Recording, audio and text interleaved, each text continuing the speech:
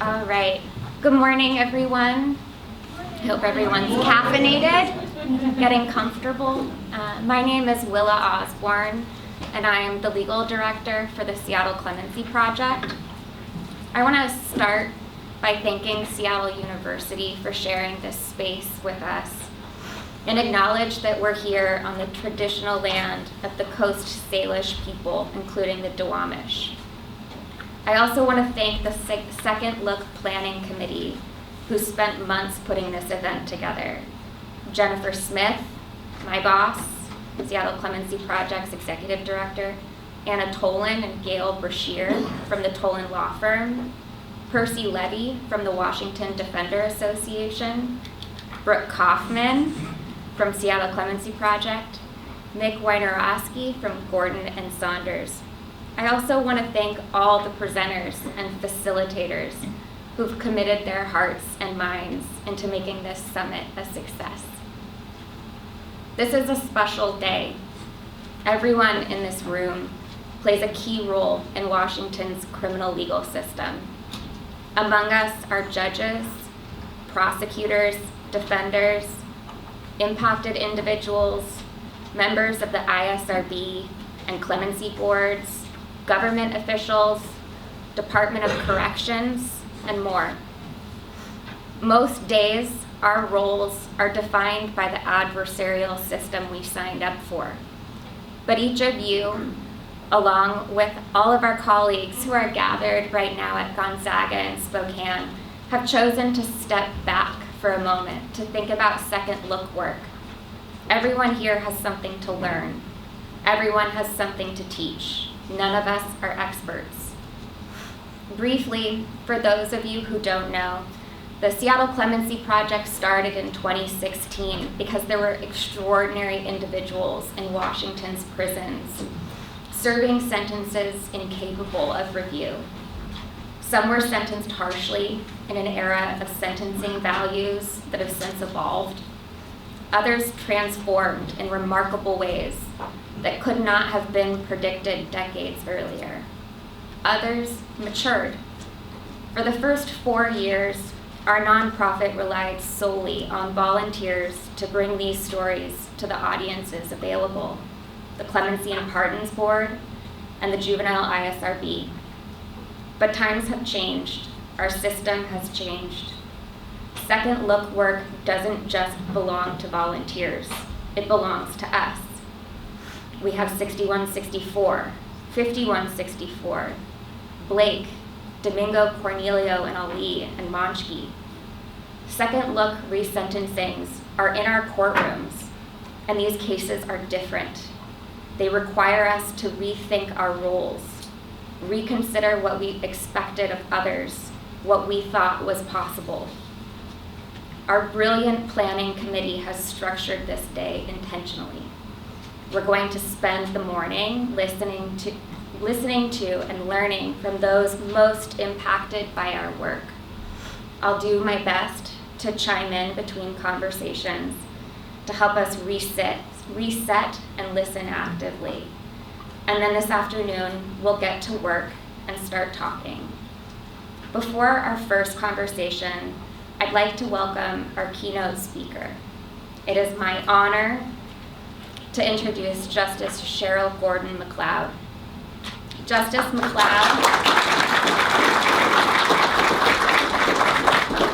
McLeod has served this community for over 10 years as a justice on our state's Supreme Court, and before that as a defense attorney and appellate lawyer. Her career is defined by courageous leadership and meeting historic moments like this one to improve the quality of our justice system for those most impacted. Thank you for being here. Boy, what a crowd. You know, I have these prepared remarks, and spoiler alert, they're about hope, and I'm going to do them, but I'm like blown away. I see prosecutors and former prosecutors here.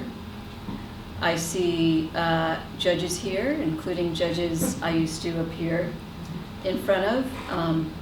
and have arguments with. I see criminal defense lawyers here. I see a lot of people who've served a lot of time here. I'm just so moved to see you guys all here.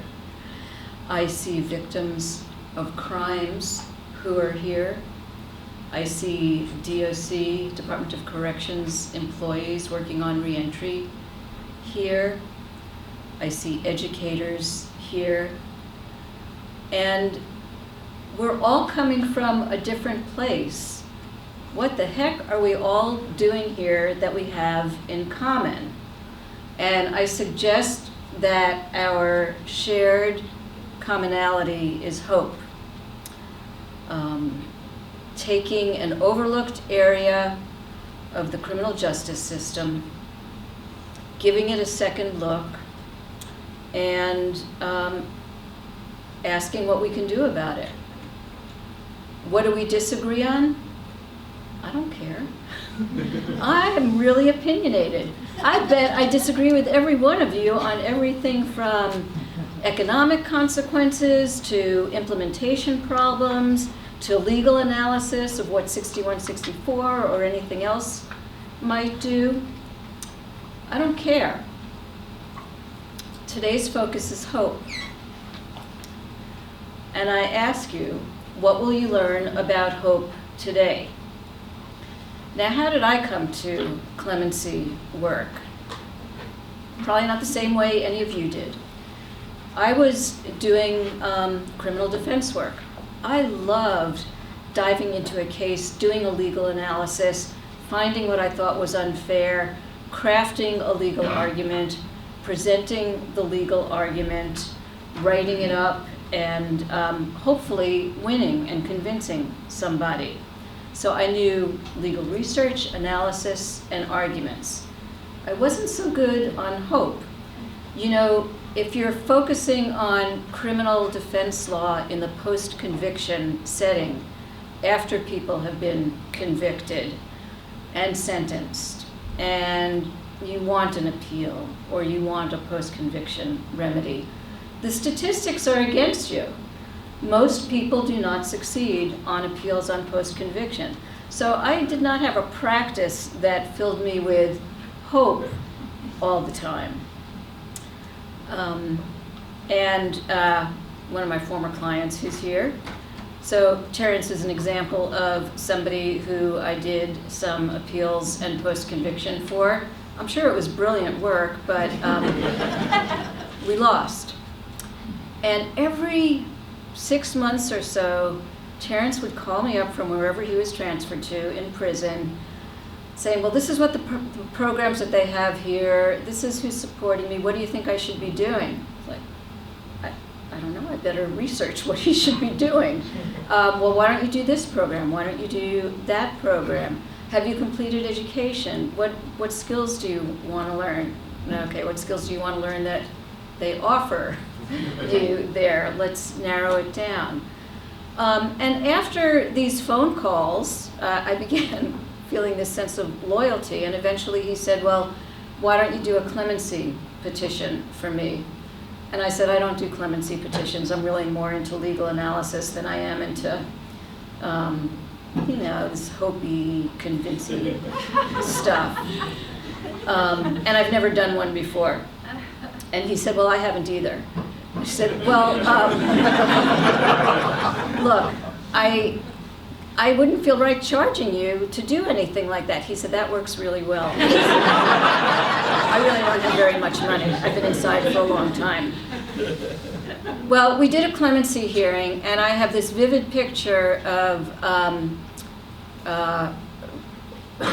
former retired Judge Windsor of blessed memory on the clemency board, one of 5, looking at Terrence's record in prison of being drug-free, having learned work skills, having family support. I think that's when there was prison industries, so really learning a trade, gaining some education.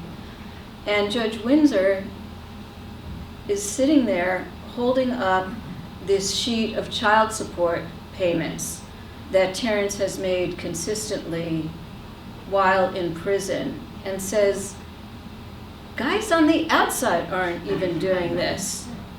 Look at what he's done. And I thought, gee, that's kind of hopeful. And it was very hopeful. And partly because of what he said, but mainly because of what Terrence himself had done, he gained clemency. And he's leading one of the sessions this afternoon. What did I learn from that? Legal analysis is really great, and I try to do my best at it. But I learned about real change happening inside of prisons and the hope that that can bring. I did another clemency for somebody who'd been convicted of a terrible attempted murder and kidnapping. And I spoke to the victim. Really scary. Never did that before. And this victim, who almost died during this crime, had forgiveness in his heart and forgave my client. I learned that kind of forgiveness is really powerful and gives me hope. I spoke to another victim, well, victim's family. The victim had been killed by my client, and this victim also had forgiveness in their hearts and was willing to say that out loud. Again, I learned, boy, if there's that kind of forgiveness in the world, there's hope. A judge who I used to appear in front of, not this one, actually Judge Wartnick, gave a life without parole sentence to another one of my clients at a time when he had no choice about doing so, but didn't want to do it. At the time of clemency, he offered to tell the clemency board exactly that he followed the law even though he disagreed with it at the time for that type of 3 strikes crime. That type of caring, that gives me hope. I got a call from a prosecutor, an elected prosecutor, who believed that when his office was doing life without parole prosecutions in 3 strikes cases, that they were mandated to do that it was a just thing to do, and that it was a moral thing to do. But he called me, this is when I'm a practicing lawyer, not when I'm a judge, and said, I think it was correct at the time, but I don't anymore. What can we do about that? I can identify some of the people that my office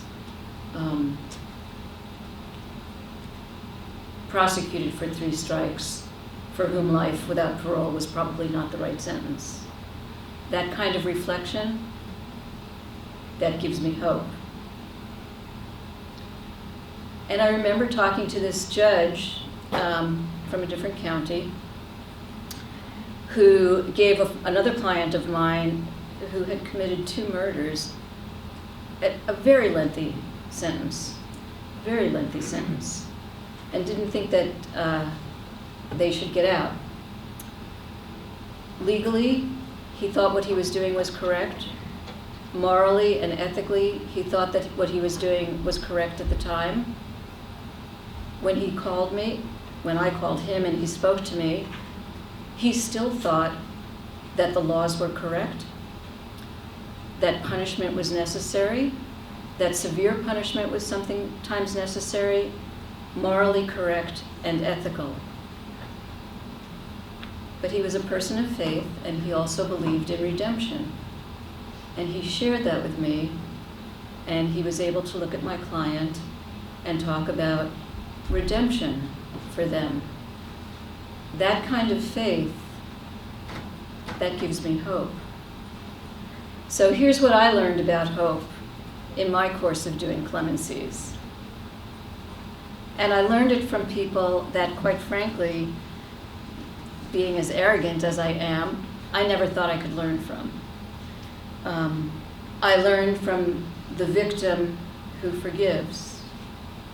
I've also learned from victims I've spoken to who graciously chose to talk to me, but were not about to forgive at that point. I've learned from the prisoner who changes profoundly in prison, not because of things that the prison offered, but because of things that they formed for themselves that they could do through organizations like Black Prisoners Caucus, Concerned Lifers Organization, the faith groups that come into prison to help out and offer resources to people. I learned from the prosecutor who recognizes change. I learned from the judge whose hands were tied at the time. I learned from the faith communities and the volunteers. And I learned from the hardline judge who was a man of faith and believed in redemption. I didn't come in it to learn. You sort of had to throw it in my face for me to take a deep breath and go, wow. But that's what I learned. I challenge you, what will you learn about hope today? I'd like to hear about it at the end. Welcome, and thank you for coming. Thank you, Justice McLeod. I'd like to invite our first panel up to the stage. Nearly half of incarcerated individuals in Washington will live a decade or more of their life in prison before they come home. Resentencing cases challenge us to consider this passage of time, not only someone's offense, but who they've become, how they've experienced incarceration, what they've overcome, the life they've built since sentencing. Lawyers don't always hear these stories. So in this first conversation, we're going to start learning about what it's like to be sentenced and what it's like to live life inside prison. In the interest of time, my introductions will be brief, but in your pamphlet, we've got full bios. Judge Bill Downing is our interviewer today, and in our panel, we have Professor Catherine Beckett, Anthony Powers, and Gail Brashear. Professor Beckett's research and reporting on the drivers of mass incarceration are groundbreaking. I highly recommend her report about time for anyone who isn't already familiar. I believe it will be in our resource bank. Anthony is the Reentry Program Director for the Seattle Clemency Project, and Gail is the paralegal at the Tolan Law Firm. In addition to their professional insights, Anthony and Gail know firsthand what it feels like to serve a long sentence. Both were sentenced to adult prison as teenagers and served over 20 years before returning to our community. Sitting down there feels too much like David Frost and Frost Nixon, or maybe Barbara Walters, who we've all seen a lot doing cozy interviews the last few days. So I'm going to stand up here a little more comfortable. You know, and as my friend Cheryl McLeod, with whom I never had a disagreement in the past, despite what she says, as she gave a little bit of her background, I want to start out by giving a little bit of my background as well, because I think it does relate to some of the topics that we're going to be discussing here today. When I started out as a prosecutor back in the 1970s, we were in the criminal justice system was in the heart of the rehabilitation phase of the cycle. I was a witness in those days to many cases where punishment rode upon the sometimes arbitrary whims of the sentencing judge or the parole board. By the time I became a judge in the late 1980s, the pendulum had swung over to the retribution side of the scale. And the idea behind that, the goal was to provide more transparency and more consistency by deferring to the legislative branch of government to determine fixed ranges or fixed punishments for particular crimes. And I think we all know and we're all well aware of the result of that politicization of punishment. Probably predictable. Ours is a business with profound impacts on society and on the individuals who work their way through the criminal justice system. But the truth is that a prosecutor and a judge typically have their hands very full taking the law as it exists on the books and applying it to the facts of a particular case. And there's very little time left over for the judge to really contemplate the collateral implications of what's going on. In my retirement, I've had the opportunity and the privilege to be a board member with the Seattle Clemency Project. I've also had the opportunity to appear as a witness testifying on behalf of someone who I had prosecuted for a murder many years earlier, aggravated murder, in fact. I say it's a privilege because this has given me an opportunity to see up close the remarkable transformations that some individuals are capable of, individuals whose society was seemingly content to toss aside years earlier. In the case of the individual that I had prosecuted, I literally had not thought about him for 30 years, more than 30 years. And it turned out, when I did get a chance to meet him face to face up in Monroe, in a sense, that person, the person I had prosecuted, no longer existed. That dumb kid of the 1980s had been replaced by a very thoughtful, responsible, sensible, middle-aged man, a totally different person. We have with us today two very, very inspiring figures, Anthony and Gail, people who have taken similar paths into and out of prison, emerging as new people, different people from the ones that went in. They, along with Dr. Catherine Beckett, and I haven't asked her, but I wonder if sometimes faculty meetings feel like being in prison. All three of them are people who either by nature or circumstances or both are given to giving more thought to those issues that I say that as a busy prosecutor or trial judge are so often passed over. They simply don't register in the daily life. But for these folks, they have given a great deal of thought to those topics, and I really look forward to learning from them. I want to start out by confessing to Gail and Anthony that I can really well remember the feeling of finishing up a case, wrapping it up, tucking all those loose papers into the file, and slamming that file into the file cabinet, and putting it out of my mind as I turn my attention as a prosecutor or as a judge to all of those still open cases that are demanding the attention. It's easy, inviting, and even satisfying to take that old case and just let it fly out of your mind when it's packed away. But what I want to know from you, Gail and Anthony, is what is it like for the individual at that point? After the judgment and sentence is entered, the ink is dried, and a life or long sentence has been imposed upon you. What is the experience like for the individual? Hi, is this on? Can you guys hear me okay? I'm nervous, so bear with me.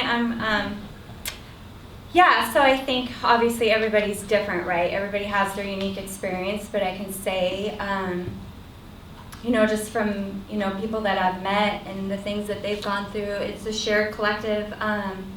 You feel invisible, right? Like that's pretty much how to sum it up. I was 15 when I committed my crime. I met my attorney. My family paid for him. I met him 3 times in Satin County for a year and a half. And and so you get to this point where you feel like you don't have a voice at all. Like I was never even I was told not to say anything even during sentencing, so I was never able to share like the remorse I feel or anything like that. And so, I work as a paralegal now in a law firm, so I kind of, see things a little bit different in the sense that like it kind of is, like all this effort that attorneys put into things and it's like they move on. So I in some ways can see it different, but from a young girl, right, like not knowing anything about the law to begin with, and then being told, okay, this is going to be your sentence, you're going to do 50 years, and then people just disappear, and I didn't have my family in my life at that time, and being shipped at that time to the adult prison, and the community there was hardly any programming back in 1996, especially for people that had a lot of time on their sentence, and very few positive role models, right? And so you just kind of get lost in this identity of, wow, you must be really bad to have a 50-year sentence at such a young age, and you kind of start to believe it, right? Like you start to like project, like these things that really aren't who you are as a person. Lost, that's what I would describe that as, lost. And for me, I went in when I was 16 years old, and I had a 77-year prison sentence. And back then, they put you in with the adults. And for me, it really wasn't so much the time, because I couldn't even comprehend what 77 years was, right? So for me, it was more survival. I'd heard all the stories about people getting raped in prison and everything else, and some of those were, hyped up. But the advice that I was seeking from people who had been incarcerated, who were in the county jail, they said, just go in there fighting, right? And then people will back off. So, I was more focused on survival going in than I was, what is it like,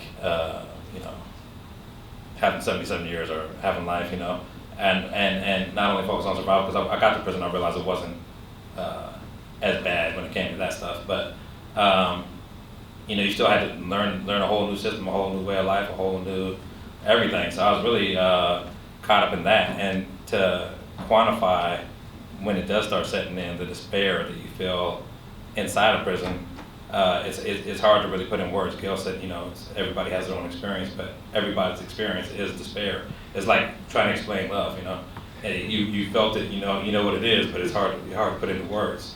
So the despair that you feel while you're incarcerated, it's hard to really put into words, but the best way that I can do that is, it was actually happening like 15 years after I was incarcerated. I was walking, and there were some guys walking in front of me, and we were going to eat dinner. And the one guy said to that, he said, "Hey man, aren't you about to get out?" He said, "Oh, I got a couple years left." And then that's when I realized what it meant to have 77 years, right? Because I ended up doing 26 years, but had I got sentenced originally to 26 years, then at the 13-year mark, I would have been looking forward to getting out at that 26. So you would have had something to look forward to. But when you have a life or long sentence, the only thing you have to look forward to get a relief from the despair is death itself. And how could you ever look forward to death? So it really put things into context for me, what it meant to have a life sentence when I heard the guy say that. Wow, that's really chilling. Catherine Beckett has written this wonderful book, Ending Mass Incarceration, which I would strongly advise and recommend to everyone here. But in that book, Dr. Beckett, you describe long and life sentences as being inefficient, unethical, and inhumane. I think we all get inefficiency when we talk about, imprisoning a 77-year-old, for instance, or a 77 plus 15-year-old who might have health issues and is well past their prime years. We see that inefficiency. But I'm curious what you mean by the inhumane and the unethical labels. Sure. Well, good morning, everyone. It's great to be here.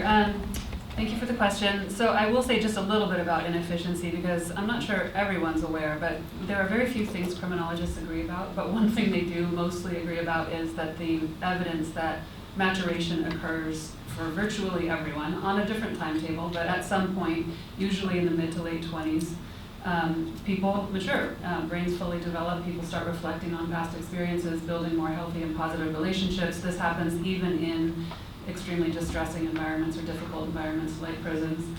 And there are just very rare exceptions to that generalization. And so age is one of the best predictors we have of whether someone poses a threat to public safety. And this is something I think is not well understood by many people in the criminal legal system. We tend to say, oh, well, they were convicted of a very serious crime, therefore they are a risk to the community, even if it was 30, 40, 50 years ago. And that's just not borne out by the research. So I do think, in addition to the cost inefficiencies associated with incarcerating so many older folks who have more complicated health needs, in addition to that inefficiency, we're just incarcerating many people far longer than is necessary from any public health, public safety perspective or analysis. So that's about inefficiency. In terms of unethical, there's a lot of issues here. One is that it is a waste of taxpayer dollars, which strikes some people across the political spectrum as an unethical thing to do, because there isn't that public safety benefit. Also, every time you're incarcerating someone, you're essentially kind of incarcerating their family and their loved ones. The impact is not limited to the person who's behind bars. Children suffer, partners suffer. There's extensive research on the adverse health impacts on, for example, women who have loved ones in prison. And there's also research that shows that, for example, 1 in 2 Black women has a loved one in prison.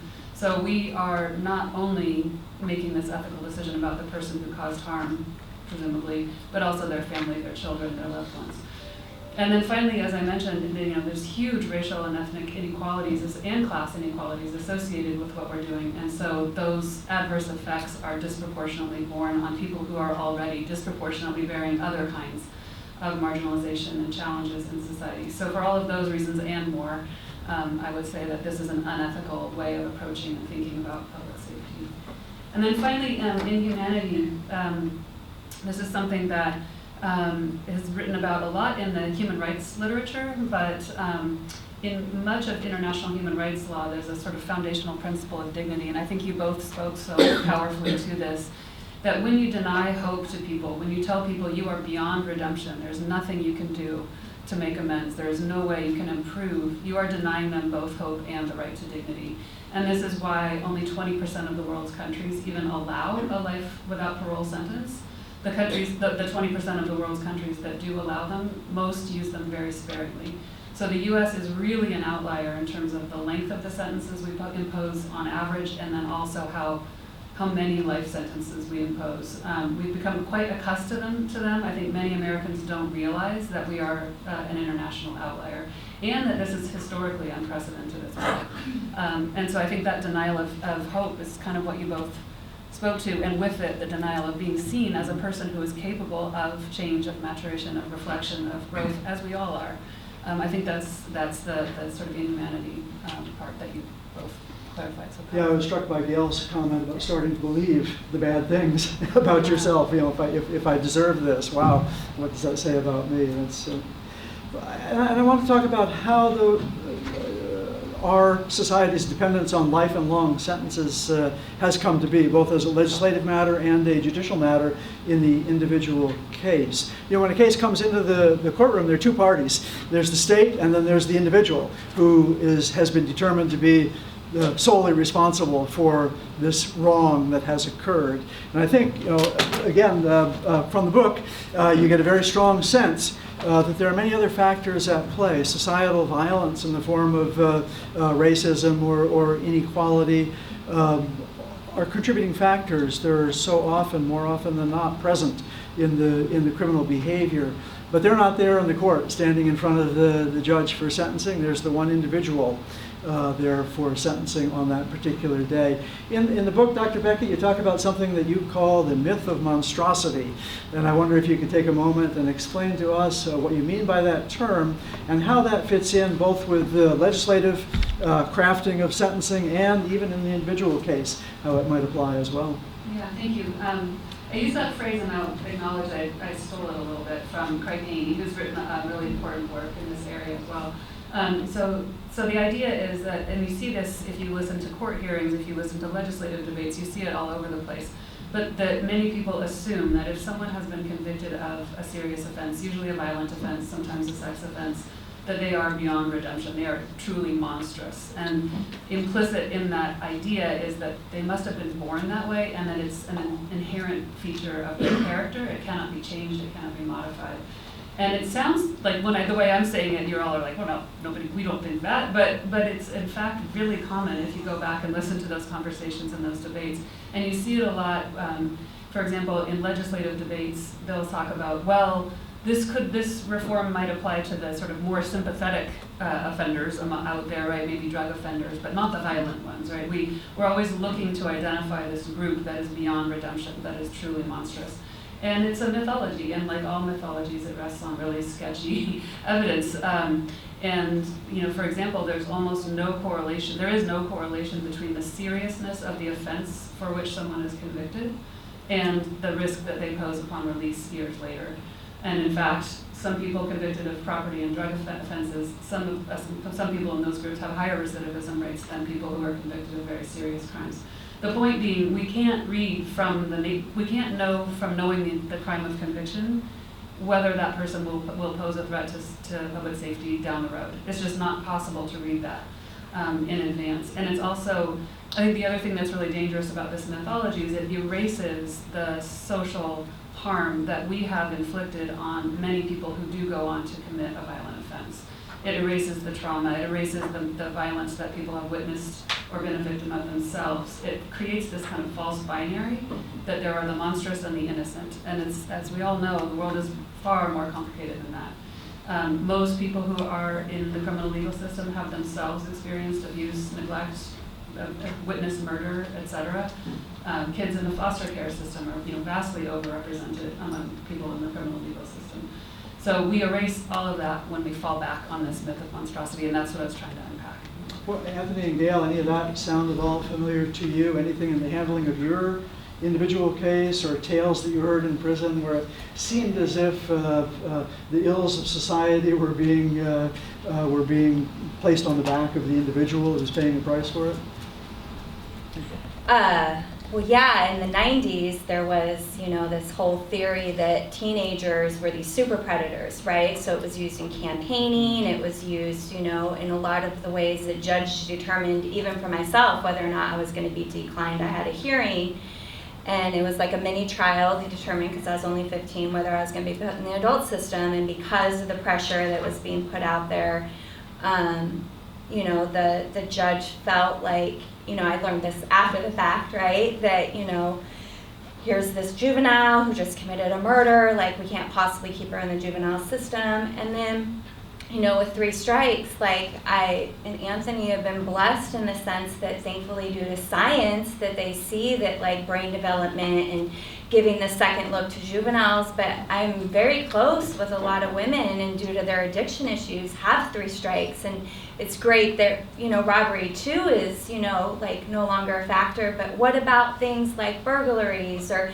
these other things that crimes people committed that, a lot of times stemmed out of addiction and they're still there with a life sentence, right? And so it's kind of like this surreal position where you look at these people who are just as capable and just as, have grown in the same ways that I have. And, thankfully that, society has shifted a lot and they look at the science now of youth, but what about this culture we created also with, condemning people to life for these choices that a lot of them didn't really even hurt anybody, so it's like a constant reminder all the time of like, even though I'm out and can do things to help, like we still have to be aware that there are so many others, I want to turn to a little bit brighter topic. There came a point, a turning point for each of you, Anthony and Gail, in your incarceration, where suddenly things changed and everything went in a new direction. Can you tell us about when that point came, as much as you can pinpoint it, and how that impacted the path that you took in your incarceration? Yeah, I mean, mine was 2-part. I guess it could actually be 3-part, right?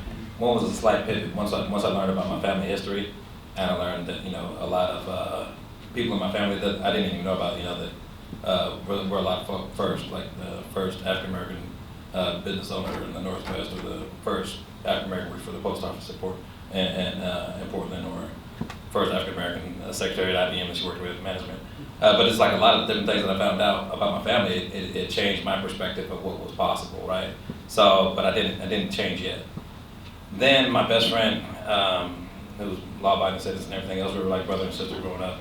She got murdered in 2004, and it was difficult for 2 reasons. Because it was difficult dealing with her being murdered, and then it was also difficult because it gave me a direct correlation to what I put my victim's family through, right? So I ended up going to the hole, and when I was in the hole, you had to take 1 or 2 classes to get out the hole, right? And I chose anger management because it's a short class. And so, but you know, I was so used to DOC at the time. DOC had a culture when I came in, like, you know, and like an officer had asked me my name, and I told him my first name, and he said, "I don't want to be your fucking friend. What's your last name?" You know what I mean? So I was used to this attitude towards people in DOC, towards us, treating us inhumanely and not really recognizing us as human beings. At least that's what it felt like, right? And the lady who was teaching the class, she really seemed like she wanted us to get a lot out of the class, even though the class really wasn't much. But it had an impact on me, so I was like, okay, maybe I'll change my ways, maybe I won't, right? As far as getting in trouble, because before that I've been to the hole over 20 times and everything. And so then my grandma died a month later, and that's when I was like, you know, I was 27 years old. I said, you know what? Being 18 or being 21 doesn't make you a man. Your conduct makes you a man, and I made a vow that I'd never get in trouble again. So I went from 44 major infractions in prison to 0 for the next 15 years because I made a vow that I wouldn't get in trouble anymore, and I turned my life around. So that was the second major turn, and then the third major turn was, and I can speak about this later, when a guy came to me because I, you know, was in a leadership position, and he asked me for permission to bring in an ounce of meth, and he told me he'd give me $500, which is probably about a year's wages in prison, right? So I ended up talking to him for about an hour about how stupid this idea was when he came to prison 4 times for drugs, and now he's asking me for permission to bring in drugs, right? So I mean that was a major point, and that was really the one that solidified not just my personal growth, but helping other people change, and I really think that's what it brought me to another level. And Gail, you've got an unusual story, I think, about when the transition point came for you. Yeah, I mean, it's very clear. I was a handful, right? Like the first 10 years, like I spent my time in segregation. I was fighting the cops. I was getting pepper sprayed. I had the institution locked down all the time. Like I really started believing like you're crazy, and I acted crazy, right? And I was like this with authority. You couldn't tell me nothing, like leave me alone. I have nothing to look forward to. Like I just, you know, was on a path of destruction and found myself sitting in segregation and for a long time, and I was going to be sent out of state to Arizona segregation because they couldn't really deal with me here anymore. And I met with a psychologist, and he talked to me in a way nobody in my life ever had.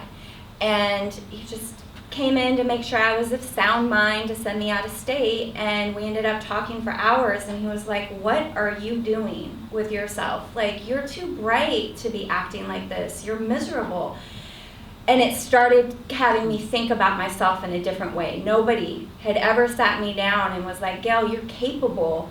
You don't have to be this person. It doesn't matter where you're at. At the end of the day, if you're prison or free, you got to be okay with who you are. And I wasn't. Like, I'm not a mean person. And, you know, like, I don't like acting out. It's just like this cause and effect reaction that was happening. I couldn't even get a hold of what it was, right?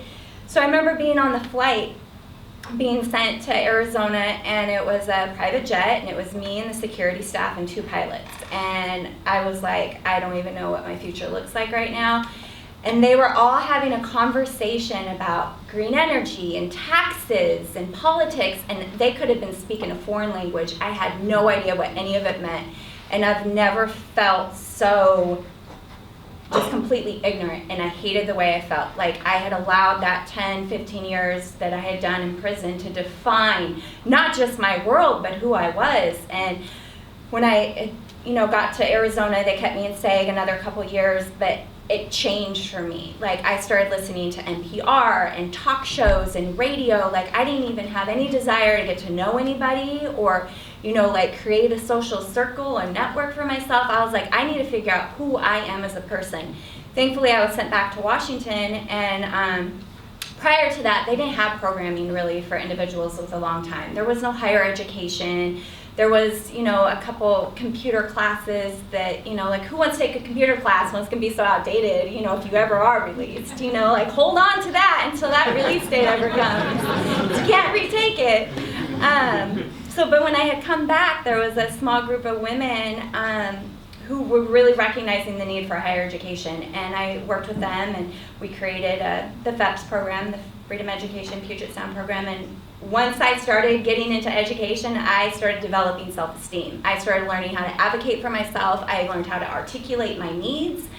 And, you know, with each class, I felt like this is different. I never even went to high school, right? But, you know, the relationship that I developed with the students and the professors and seeing how it changed not just myself, but the culture within the prison, like that put me on a projection that like you couldn't really, you know, bring me down after that. Even though we never even knew, you know, back then when we were changing that there would be a second chance. It was just kind of like, no, we're doing this for ourselves and for others there.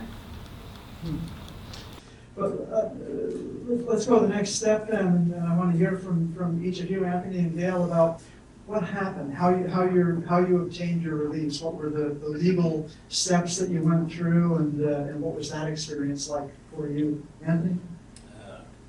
I was a part of the juvenile process with the ISRB. It took me a few times.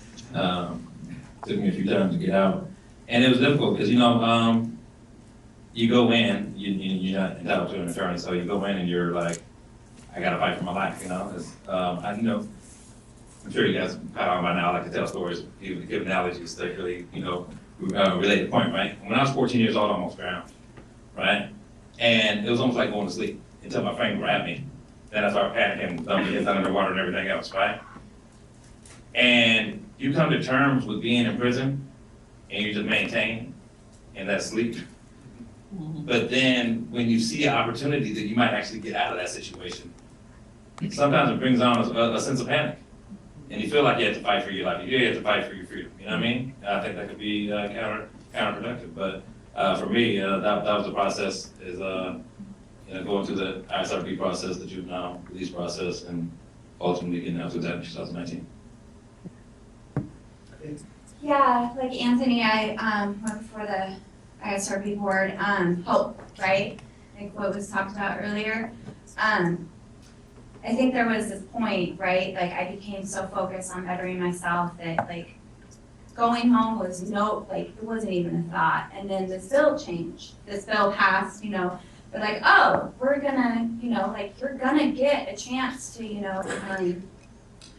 go before the board and, you're going home, that's kind of what we're being told, like prepare, like let your families know, get a job, different things. And, there's always that skeptic in you because you've been in the system for a long time and you're like, yeah, but is that going to happen? And so like you start developing this hope that you haven't really had ever. And I think, so going to my first board hearing, I went in there like, okay, I know I've done a lot, of harm, not just, to my victims, but to family, and even how I did the first 15 years of my sentence, right? But I also know that like I've grown and I've, become like genuinely a good person. Went to my first hearing, I thought, I don't need representation, I'm just gonna be who I am and they're gonna see that. And I didn't realize, I think, that it's so much bigger, right? In so many different ways, like, different moving parts in it, and I was denied, and it wasn't the denial I was kind of like expecting or, thinking that that's probably gonna happen, it was, you're not coming back for 5 years. And so that kind of left me like, I don't think I'm ever gonna get out, because if I can't be better than I am today, right? Like I was in a really good place, mentally, emotionally, and I had an attorney step in, Jeff Ellis, and we kind of fought things through the court system, and I was thankfully granted a second hearing. And I think that, I think that's why my work, like there's so many people that don't have advocacy for them, right? That like what would have happened to me if nobody did step in and bring my case to the courts, or what if I never did, had to wait 5 years for another hearing, or, it's just, it's a tricky situation to want to have hope at the same time, like knowing you don't know what's going to happen with that. And then the way that it affected my family, having to tell them over, like, again, no, I'm not coming home, or I don't know if this is going to happen. And it's a roller coaster, I think, that's really hard to understand, because it's like you're getting a second chance or you're not, or you know what I mean? There's so many stakes, and it's like, what can I do? And a lot of times you feel helpless, and yeah. if I could say something quick, and there's no way of really knowing that this is what it's tied to, but, like when Catherine was saying, the families go through it too, right? I noticed in multiple cases, including my own family, right? Where my sister, who was in her early 30s, after my first denial, she had a major heart attack 2 weeks later. Another guy who got denied 5 years, his dad died of a heart attack 3 months later. Your family gets invested in you getting out, and they're getting that help that they didn't have. And, there's no way to prove there's a correlation, but I have noticed a pattern that, with the denials, I've seen a lot of heart attacks. Hey, Gail, you said, I recognize that I've done a lot of harm. How often does it happen that one actually does look back on what they did and try to make sense of it and feel a genuine remorse or not? Yeah, I think, gosh, that's such a touchy subject, right? Like, I wish there was more programming. I was blessed in that I had the opportunity before I was released to have a one-on-one dialogue with my victim's daughter, and it's very rare for many reasons. But I think it's something that doesn't get talked about enough, that, in all honesty, like, we all think about things, we all go through that, like, I've done this and I have to carry that, right? But a lot of times we don't get the opportunity to express the remorse in a way that feels tangible or a way that makes it healing for all parties, right? And so it becomes this abstract thing that you carry throughout your time because, like, when you're with other people in the day room or in the yard, it's like we're talking about programming, we're talking about things to encourage one another or the dynamics in the institution, because it is a lot. I knew, like, trying to prep for this dialogue that I had, nobody wants to sit with that, right? Nobody wants to, like, hear you cry. It's like, it's depressing and it makes you self-reflective. Damn, this is, and so I personally believe there needs to be more investment in the type of programming that not everybody's going to have an opportunity to be able to express directly remorse to family or victims, right? But to be in a space that's given to you within the institution that is safe, or mental health, right? Like, you can't even get mental health for things that brought you to prison. That's insane to me. You are literally denied mental health services if it's because that's what led you to prison. You have to have a diagnosis to get help. Like, there needs to be people and spaces within the institution to help you work through this. How did it come about that you had the face-to-face reconciliation meeting with the victims? Yeah, so I was denied my first hearing, and I'm not sure the details of how that happened, but from my recollection, from what I was told, my victim's daughter was kind of told, like, okay, there's a chance that she may be getting out in the future with some court stuff that happened in another hearing, and my victim's daughter had, just said, I want to meet her. Like, I don't want to be fearful that she's going to be in the community and something bad's going to happen. And it was the most surreal moment of my life. I got to spend 6 hours with her, and I think, yeah, it was. I wish more people had that experience. So it was initiated by them and not by you or your attorney? Yeah. Interesting part. Andy? No, I just want to comment on that because a lot of victims don't even know that we're barred for life from talking to them, right? And late last year, I had one of my victims' family members reach out to me, and I couldn't even respond to her. And she was like, "Hey, look, I just wanted to let you know." Facebook Messenger, right? So I want to let you know that I forgive you, you know what I mean? I'm glad you're out, I'm glad you're doing good. And it's like, I couldn't even respond. So it's like, I want to say thank you, but it's against my judgment of sin, so I don't want to get in trouble for saying thank you. Because you can't even communicate third party. So I can't even tell somebody else to say thank you. I can't even post it on Facebook, thank you. You know what I'm saying? So she's left thinking that I might have just slighted her and be like, hey, whatever. You know what I mean? And it's not the case. But that's the system that we have set up. I agree that you shouldn't reach out to a victim family member, but if they reach out to you, I think you should be able to respond. And it's just not the system that we have, and I think it's a disservice to the victims. Because that was a healing for me, hearing her say that. You know what I mean? And I think it's a deserved. How about this, the self-reflection aspect of it? I know, when you're working through programs, education and so on, in the institution, you're looking forward. But are there things that encourage or discourage you from looking backwards? No, I mean, I would think about it before, but it was only when I had that direct experience that I really started reflecting on it a lot. And the more I, became a mentor to other people in prison, started talking to them, that's really when you see it, because it takes a lot of trust for somebody to be able to confide in you, not only about their crime, but how they feel about what they did, right? That's usually not something, especially in the men's prisons, is like, don't show emotion, So for somebody to confide in you and talk about how it impacts them with the guilt and the shame and the remorse, it's rare, and it really it's only heard when there's a deep level of trust. But a lot of people do reflect and do feel bad, but they just keep it to themselves. Yeah, that makes perfect sense. Well, I know, Dr. Becky, you've, in your writings and talks, you've advocated the abolition of life and long sentences. And, we're waiting for the legislature to respond to that.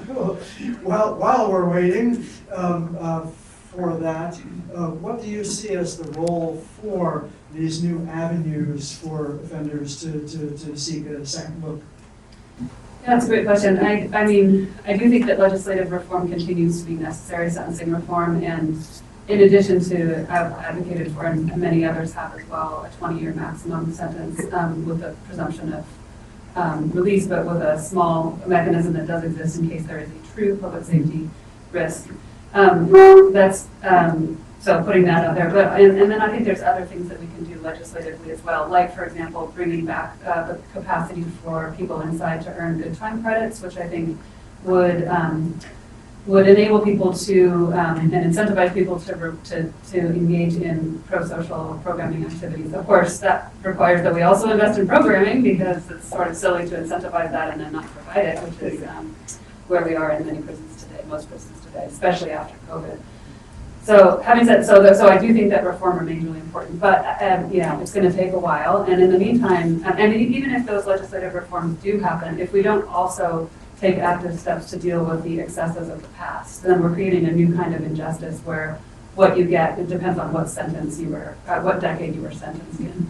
And so I think in the interest of fairness, it's really important that there be these retrospective mechanisms that can step in and correct the errors and injustices of the past. And there were many of those. We've talked about the very long sentencing, the changes in sentencing policy that resulted in many life and very long sentences. But there were also things like, because in that policy environment, we ended up with this enormous trial penalty, whereby if people exercise their constitutional right to go to have a trial by their peers, then they would pay for it, and the gap had grew to decades long. We need to be, and then of course there are wrongfully convicted people. We need to have many mechanisms to correct for the errors of the system, and so I think these look backs are really important for people to take really seriously. And I also think it's really important to not let mythologies like the myth of monstrosity influence how they unfold and whether or not they are exercised. So I think that sort of educating around some of those common but unsupported assumptions that people have about, for example, the severity of the offense being predictive of future risk, I think it's really important to kind of get the word out.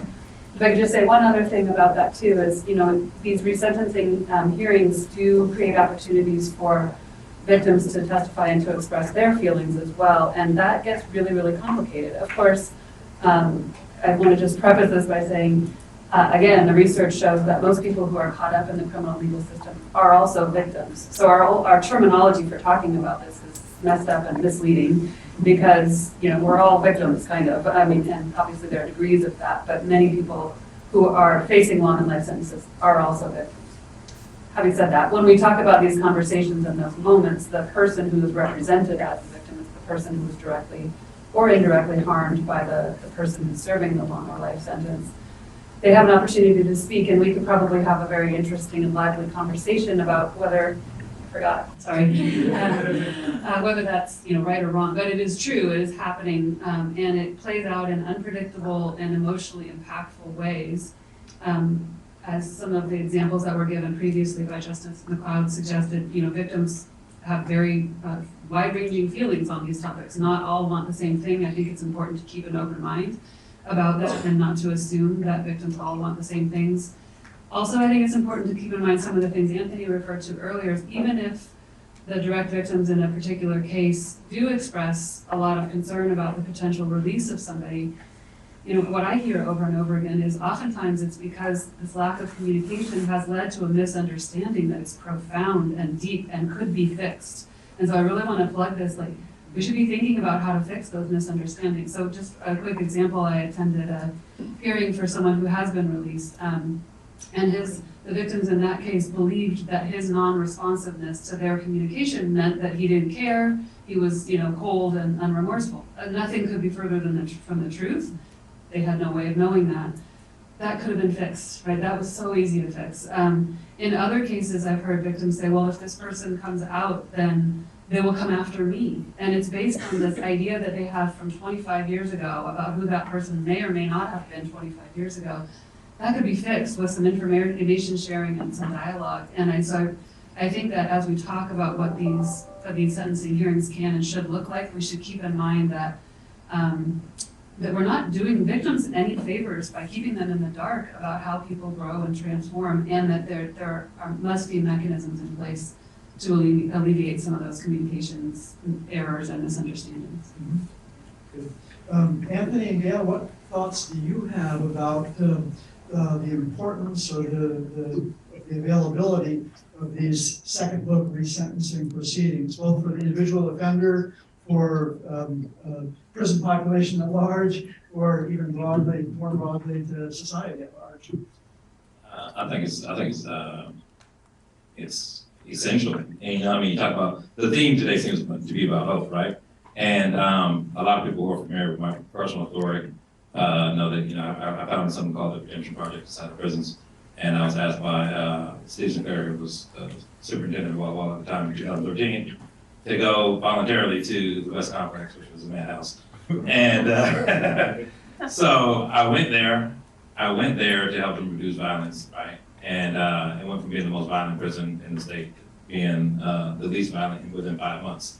But one of my strategies was, outside of just getting people on board and talking to people and networking, was to say, hey, look, you never know, what'll change as far as laws in the future. I was really just selling it, just trying to give them some kind of hope, because I know that was another place to spare, right? So I was like, hey, you never know what's going to change, turn your life around. You might, if you didn't have like 3 strikes or something, you might file clemency or, whatever, And people latched on to the hope, but then they got into classes, and then they actually started growing and learning and sharing and everything else, right? So I had to lead with the hope of something might change in order to get them to willing to take the steps to change, So when you have these laws and these different things that are happening now through the courts and through the legislation, I think it's very helpful. And I think personally, they should. I don't think they're going to expand the clemency pardon court. They need to expand the ISRP to make it more available to more people. But I think that any form of hope is going to have tremendous effects on people inside of them. Because when you ask what's the point of changing, I changed because I wanted to change. I want to be a better person. Girls that did the same thing. But a lot of people, they ask, well, what's the point? I'm here, but And you have to give some people a point of changing or taking the initiative. And if they see some kind of new reform, then that might be the step they need to take that initiative. Yeah.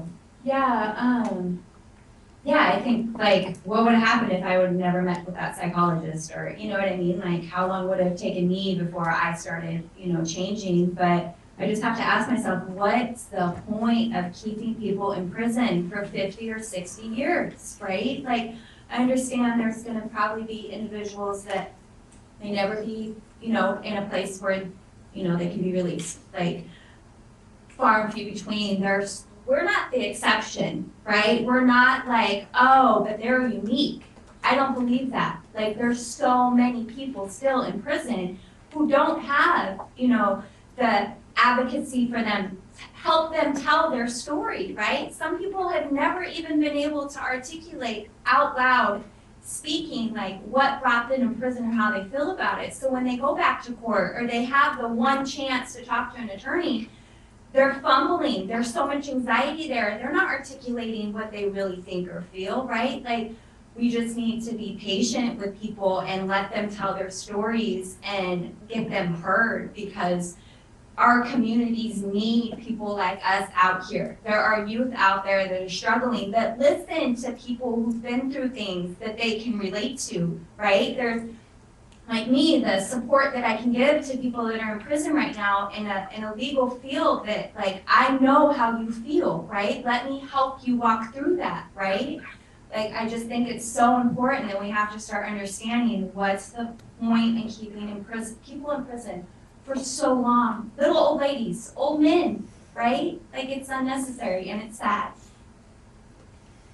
Can I? Just real quick, I mean, just again, the comment on Gil's point, right? The longer you're in prison, the harder it is to get yourself established outside of prison. Because that's all time that you lost. You know, I mean, I'm a homeowner now, right? Those are years that I wasn't paying a mortgage. So now I have to make more money to pay out my mortgage quicker because I wasn't out paying it all those years, right? So the longer, the retirement, everything, right? The longer you're incarcerated, the more difficult it is to get established to where you're not, captive when you're 65. I saw a story in the news yesterday where somebody had been exonerated after 25 years in prison. He was contacted by somebody who said they want to do a podcast telling your story. And the guy said, sure, but what's a podcast? Yeah, it's real. Well, let me give my answer to that last question about the importance of these resentencing type procedures and their availability. We've got the academic and the individual offender's perspective on it. I've got my perspective as the former judge and prosecutor. A second look, by definition, is different from a first look.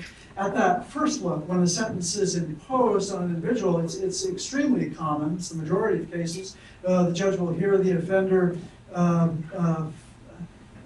say that, yes, I've seen the light and I'm ready to go forth and sin no more at this point. I'm ready to go straight. But the judge has to ask, is this legit, or is the individual just blowing smoke at that point? And it's reality. As Justice McLeod was saying earlier, it's reality that the judge is, in the majority of cases, going to take the cautious approach, recognizing the legitimate feelings of the victim or the victim's family who are in court, for instance, and taking the dictates from the legislative branch and following the standard ranges and mandatory punishments. That's certainly to be expected in a first look. By the time of a second look, though, when somebody comes back, not necessarily 25 years down the road, but after some number of years, that individual has had a chance to prove themselves. Whether or not there has actually been a transition made, if there is genuine remorse at that time, if there is, in fact, new insight at that time, if the person has truly turned over a new leaf, then at a resentencing, it's not a repudiation, but an affirmation of our society's values to give recognition to that new individual and give very, very serious consideration to a new and reduced sentence for that individual. I want to thank all of our participants, Gail, Anthony, and Dr. Beckett. Thank you so much. I appreciate all of the insights that you've provided.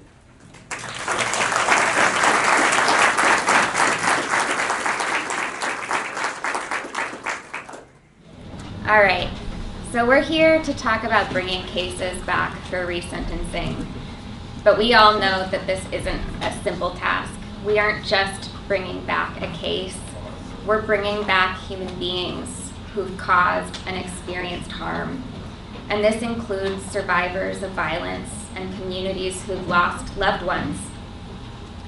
Speaking from my own experience with clemency work, I can tell you I rarely feel more professionally and personally inadequate than when I hear a survivor or loved one articulate the ripple effects of their trauma.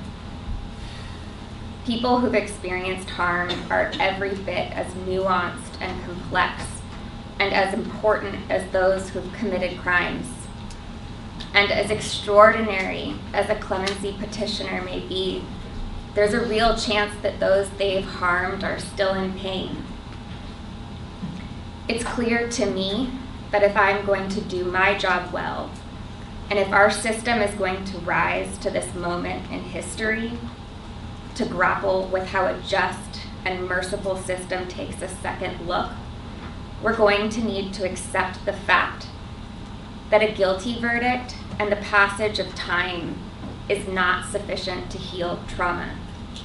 With all that said, it's my honor to introduce, again briefly, our second panel.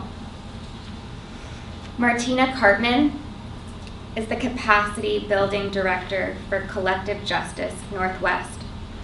Her experience as an attorney, policy advocate, and restorative justice practitioner make her the perfect person to facilitate this conversation. Martina is joined by Tyra Griffith, Matthew Murphy, and Adam Cornell. Tyra is here to share her experience as a harmed person and her experience with restorative justice. Matthew is the Dialogue and Accountability Process Director for Collective Justice. Like so many others, draws from his experience both surviving and causing harm. Finally, Adam is here to share his perspective as the very recently retired Snohomish County prosecuting attorney. This hour will fly by, and then we're going to break for lunch. And again, we're not going to have time for questions and answers, so jot down your thoughts, and we'll have plenty of time for dialogue this afternoon. Thank you. Hey everyone, we're so happy to be here with y'all. And as we get started today, Matt is gonna lead us in a brief opening and grounding. Hi. Yeah, I'm Matt. The way that I was taught was that when folks come together, we open up. It's ceremony, and so I would like to open up in the best way that I know how, and that is through a song. I am Kanaka Māori. I was raised by Puyallup people, by Muckleshoot people, and I was raised in the Lakota Sweat Lodge, and this is one of their songs. Way-ah, way-ah, way, way-ah, way-ah, Yahweh.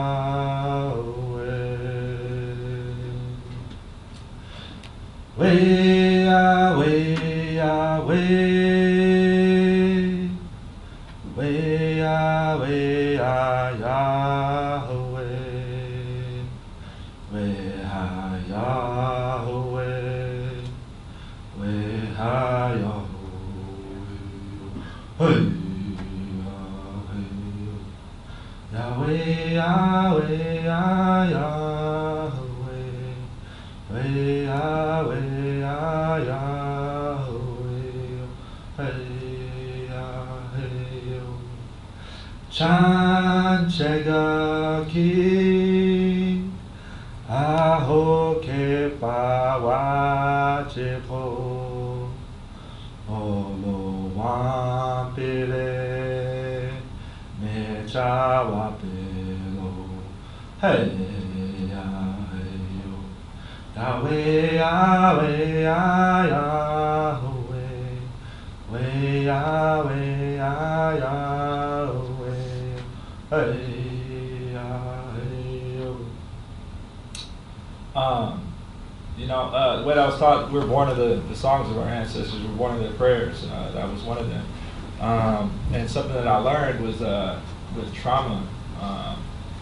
Trauma is like the number one indicator of whether or not someone will be incarcerated, someone will cause harm. They have the ACEs, right? Adverse childhood. And what that song is saying, I think is brilliant. It's a genius, and it's been around for a very, very long time.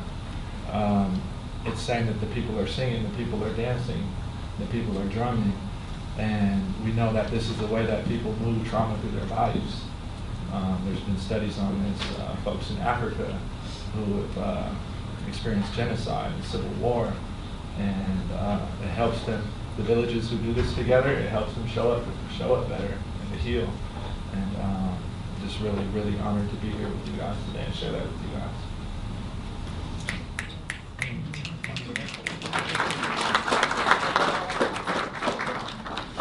Thank you, Matt.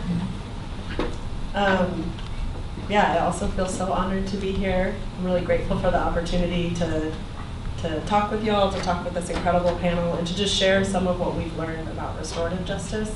I so often hear people, and witness myself, feel like really at a loss with what to do in post-conviction cases with resentencings, right? We see 20 years later, and in some ways it feels like people are stuck in time, that the people who've experienced harm haven't gotten any of their needs met or any support, even decades later. And what I know from the work that we do is that there is so much that's possible. Right? As a part of restorative justice work, I get the really profound privilege of getting to witness people and companion people as they turn and face and move through some of the most difficult and traumatic experiences of their lives. And oftentimes, through that process, I witness incredible transformation and just like deep, meaningful, tangible accountability and healing. And so what I know and I feel firmly in my gut and my soul is that it's possible. And that there is a lot of possibility there. And so we can no longer say, like, we don't know what to do. So I hope that at the end of this panel, folks walk away with some really tangible tools, some ideas about what to do in these cases, and also just a newfound hope of possibility. And I don't even know if I said my name, but I'm Martina. I work at Collective Justice, and it feels really good to be here because I recognize a lot of people. Not excited about public speaking, but it feels good to be home. And I'll share a little bit about myself and the work and then pass it along and ask for everyone to introduce themselves as well before we get started. So Collective Justice is a Washington State-based restorative justice organization. I co-founded it. I say co-found because it was very much like a group project. It came out of many years of organizing and conversation with a lot of people who are in this room, including folks from the Concerned Lifers organization at Monroe. I see Art. I saw Art somewhere. There you go. And the Black Prisoners Caucus. I also saw Youngblood somewhere, who helped bring us into Monroe, and Catherine Beckett, who helped from the very beginning, like ideating and researching and figuring out how to bring it to Washington State. I'm not going to shout out everybody, but I also see Orlando, who's one of our facilitators. And just so many people who've been part of making it possible. It feels important to name that. Restorative justice is very much about building movements and building the capacity in our communities to respond to and repair harm. So we're up here talking about collective justice, but there's many organizations and many people statewide who do this kind of work. So I also just want to name that I came to Collective Justice after my own experiences as a victim of violence, and then as a young person facing a 15 to life sentence. And in both of those situations, walked away feeling like the criminal legal system did not have the answers for me. So, you know, like so many people, just the stories of harm on both sides is so complicated. And the healing on the other side is complicated. And for me, much of my healing came through restorative justice and came through seeing people in my own community who had experienced similar things offer what it looks like to do their own accountability work, to do their own healing work. That's where I found the tools, that's where I found belonging, and it's where I found community. And my experience in the criminal legal system very much doubled down on the sort of root cause of the traumas that I was experiencing. And so I walked away from those experiences with a really clear understanding about my own experiences of harm and causing harm, but also a lot of clarity about who the criminal legal system is intended to target. So I walked away from a 15 to life sentence with a diversion. I graduated college, I went on to law school, and at 20 years old, the sort of veil was lifted for me. I felt very clear about the racial implications of the criminal legal system, that the absolute targeting of poor people and people of color who are cycled through every single day. And so when we do this work of restorative justice, it's not just work about interpersonal healing, it's also work about like radical sort of accountability for systems of harm and histories of harm. And it feels important to name that as well, that we think about it in the context of a legacy of violence that our systems cause every day. And so that's why I'm here. That's why I do the work that I do, and I'm very excited to talk with you about everything that we're learning. So I'm hoping that this will be conversational. We might have time for Q&A. We'll see how it goes. If we do, if we get done early, we want to welcome questions, but we'll see. So I'm going to pass it along, Matt, to you to introduce yourself a bit more. My name is Matthew Murphy. I go by Matt. I use he, him pronouns. I would say I come to this work as a survivor of serious harm, as someone who has lost loved ones to gun violence time and time again.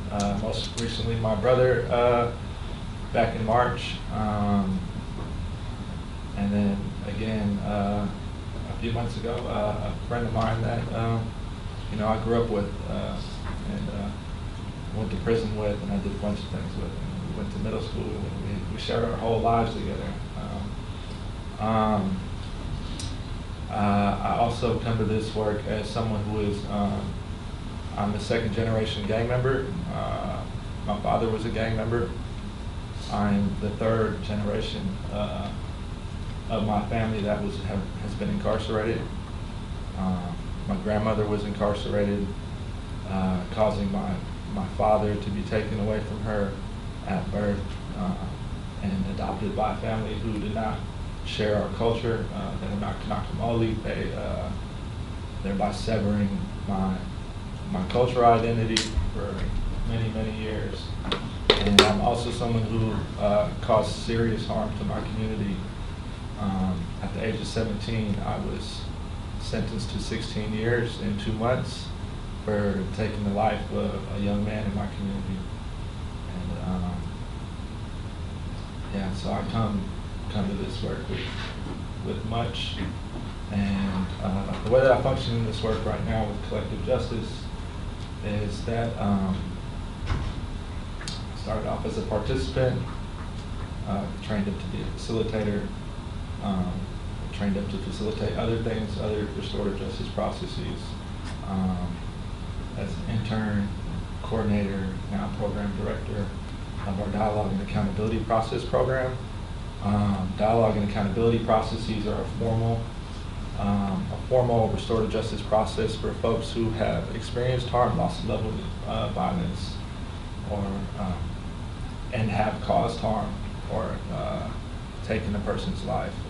We deal in instances of serious violence, and we look to support folks on both sides of harm in having their needs met and practicing accountability in a meaningful way.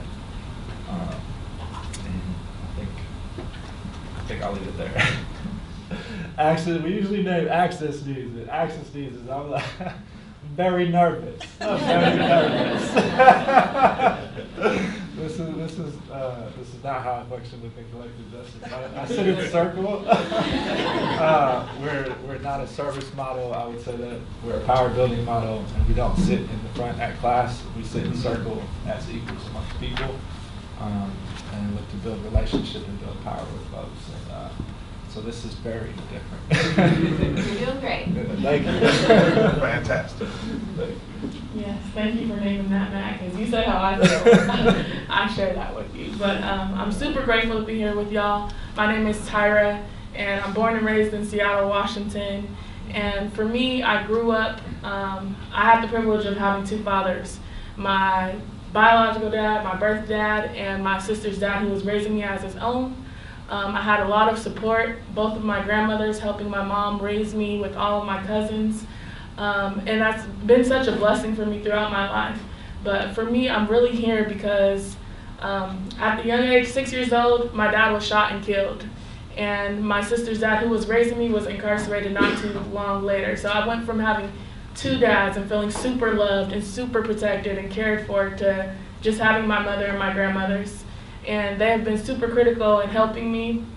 They've been wonderful examples of what it's like to serve the community, to love God and to love each other. And that's why I'm here. I've watched restorative justice before I knew what restorative justice was. I had people who lived it day to day. And about 10 years ago, working with WABOC, Washington Building Leaders of Change, and RBAC, Rainier Beach Action Coalition, doing work in the schools, I began to understand what restorative justice was and have language that made so many things click. And in that, I've been having the privilege to serve the community doing restorative justice. And today I continue to do that through Community Passageways. Shout out to all the Community Passageways and Freedom Project and Collective Justice. I see you guys in the building who share doing this work with us day to day. And for me personally, I've recently had the privilege to go through the Heal Circle that Matt and Martina have mentioned, and also the DAPS process. Each one of those were opportunities for healing. One of them, groups in circles sitting together, healing together, people impacted by harm. And the other process, the DAPS process, the direct accountability, and I don't know what the other part is. But basically, I got to talk to the man who killed my dad, and I got to get an understanding from him and share how I've been impacted. If we would have had this conversation 3 months ago, I was about to lose my mind because that process was hard. But we definitely had space to talk about it and to heal. So that's why I'm here today. And I think that's all I was going to say. I forgot to look at my notes because I was nervous, but I'm grateful to be here. I'll pass to you. Well, you guys are doing great. And I'm nervous too, by the way. I find that hard to believe from a washed-up former politician, but I joke. I'm Adam Cornell. I was just recently the elected Snohomish County prosecuting attorney. I served one term in office, familiar with many of you in the room, and honored to be here today. Before I was the elected prosecuting attorney, I was for 16 years a deputy prosecuting attorney, and in that role prosecuted all manner of cases, sexual assault cases, violent cases, domestic violence cases. And so I think I'm here today to provide a prosecutor's perspective to all of you on what the work with victims and victim advocates is like. And it's varied and it's nuanced. And so I look forward to the conversation. Thank you all. Matt, I think we'll start with you. If you could share a little bit about what led you to restorative justice.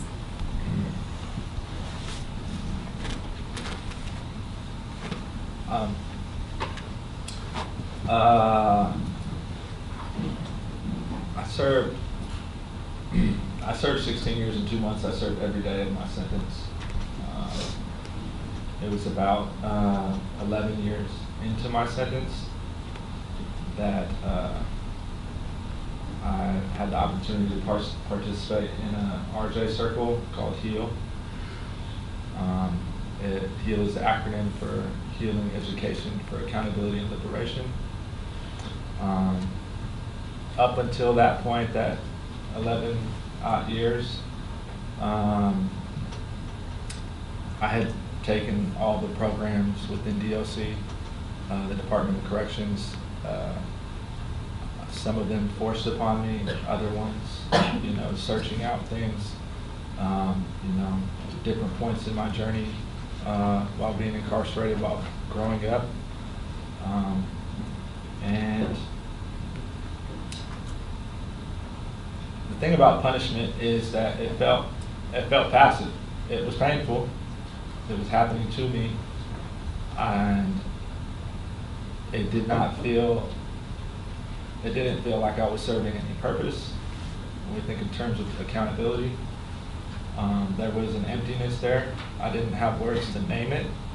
What I was feeling, theories and frameworks and things, education. But I had the opportunity to participate in HEAL, Healing Education for Accountability and Liberation. It was an RJ process. It's a closed group of individuals with a shared lived experience. It was 54 weeks long, and in that process, the folks who had experienced harm, or the folks that were in that group were folks who had caused serious harm. And I had the opportunity to participate in that and learn about restorative justice, learn about trauma, learn about brain science, learn about systems of oppression, learn about racism, learn about different kinds of trauma, learn about all these things, learn about accountability. I was given space to actually sit with the harm that I caused. I was given like a structure to consider the harm that I caused and the impacts of those harms, and then I was able to work out a definition for accountability for me and be supported in practicing that accountability, defining what my values are and how to act in alignment with those values, how I have not acted in alignment with those values in the past, and what that means for me moving forward. So in learning about RJ, and then also like having my experience and knowing that, and growing up when I went to prison, my community, we didn't have much. I remember us being over-policed. I remember lots of harm being caused in the community. I remember police coming. I remember folks not being supported on the other side of harm. And I remember folks who caused harm being taken away and just disappearing. And us being left to fend for ourselves in the aftermath of that harm. And restorative justice really like filled in these gaps of things that I seen missing. Things that I've seen missing. I would say that the reason why I do restorative justice, is that what you're asking me? Sorry, I'm rambling. I'm a rambling man. Is that what you're asking me? Why I do restorative justice? Yeah, so I had that opportunity to participate in RJ. The reason I do restorative justice is because I know what it's like to experience harm. I know what it's like to not receive support. I know what it's like to cause harm. I know why I cause harm. I know what it's like to be sat with and consider like what led me to cause harm. I know what it's like to be supported through that. I know what it's like to be thought as a victim. I know what it's like to be pressured to answer, to fend for myself because a person has harmed me. Like there are certain things as a man that I'm looked to do to defend myself or defend my family, defend my household. I know what it's like to look at as someone who, to be viewed as the worst thing that I've ever done. And I know many people, everyone who I'm in a relationship with, they have those similar experiences. These people are my friends, they're my brothers, they're my sisters, they're my aunts, they're my uncles. These people are my, people that I'm looking at right now. And the reason why I do restorative justice is because I want to make it possible, see what's possible on the other side of harm.